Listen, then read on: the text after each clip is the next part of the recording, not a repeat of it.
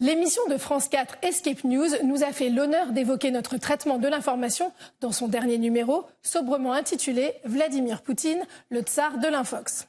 Au cours d'un escape game pédagogique, 4 adolescents français ont été invités par le journaliste Thomas Soto à décrypter le système de communication russe. Escape News entend apprendre aux enfants à reconnaître les fake news, la manipulation de l'information. C'est une louable intention. On pense donc qu'on va leur apprendre à croiser les sources, à varier leur lecture, à rechercher des chiffres au bon endroit. Mais non, là, l'intention est clairement d'inculquer à travers les exemples choisis une image très noire d'un pays, d'un dirigeant.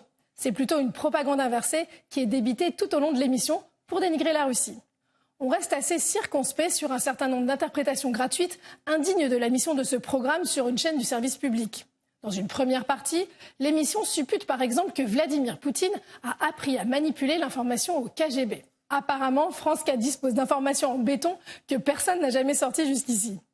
À l'aide de photos du président russe et d'autres anciens chefs d'État, Thomas Soto nous livre sa vision de la communication politique russe. À Moscou, le pouvoir ne publie que des photos qui sont valorisantes pour Vladimir Poutine. Très bien. Donc faut-il en déduire qu'au contraire, l'Élysée ne propose que des photos ratées des chefs d'État français ? Et on leur explique également quels médias sont fiables, à savoir Le Monde, au contraire de qui par exemple ? De RT France, bien sûr, rebaptisé pour l'occasion Russia Today France. Rappelons tout de même que notre nom est RT France. Les adolescents sont invités à reconstituer des phrases issues d'articles du Monde et de RT France concernant la même manifestation d'opposants à Vladimir Poutine en mai 2018 pour leur faire comprendre une différence de point de vue. Escape News a soigneusement sélectionné quelques segments de phrases dans chaque article pour en reconstituer 2 qui n'ont jamais existé, ni sur Le Monde, ni sur RT France. S'ils avaient choisi d'autres extraits de phrases sur les 2 articles, la démonstration aurait pu tomber complètement à plat. Donc le jeu est biaisé et ne prouve rien. Mais un ado ne se gêne pas pour conclure. L'article de la Russie est directement contrôlé par Poutine, qui a probablement quitté son poste de président pour devenir patron de presse à temps complet.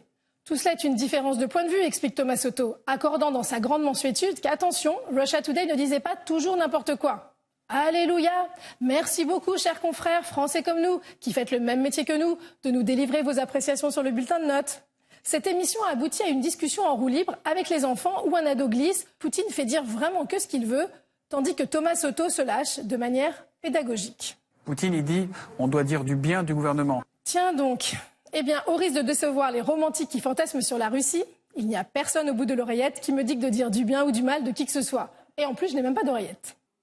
Quoi qu'il en soit, le procédé d'influencer des enfants à croire des idées reçues d'adultes sur la Russie et sur notre chaîne est tout à fait contestable.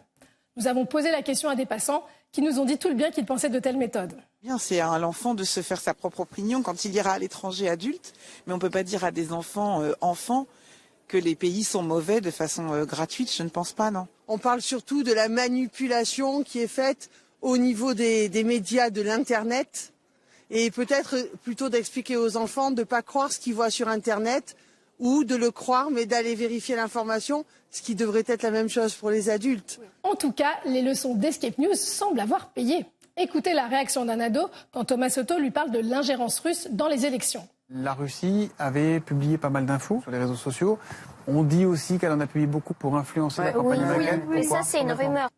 Et oui, au terme de l'émission, les enfants sont devenus des experts en fake news et ont débusqué celle du présentateur.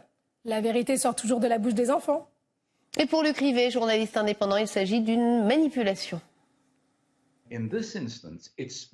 Dans ce cas particulier, il s'agit d'une véritable manipulation. Si vous regardez de différentes séquences de ce petit jeu, bien sûr, il a l'air marrant pour les enfants, et il ne réalise pas cette manipulation. Il est étrange de voir que le média qui est de mèche avec des politiciens pour la plupart des cas en Occident, ose aller aussi loin. Cela ne restera pas impuni. Je crois qu'un grand débat aura lieu au Conseil de déontologie journalistique. In the ethics committee of the Journalist Association in France, I'm sure.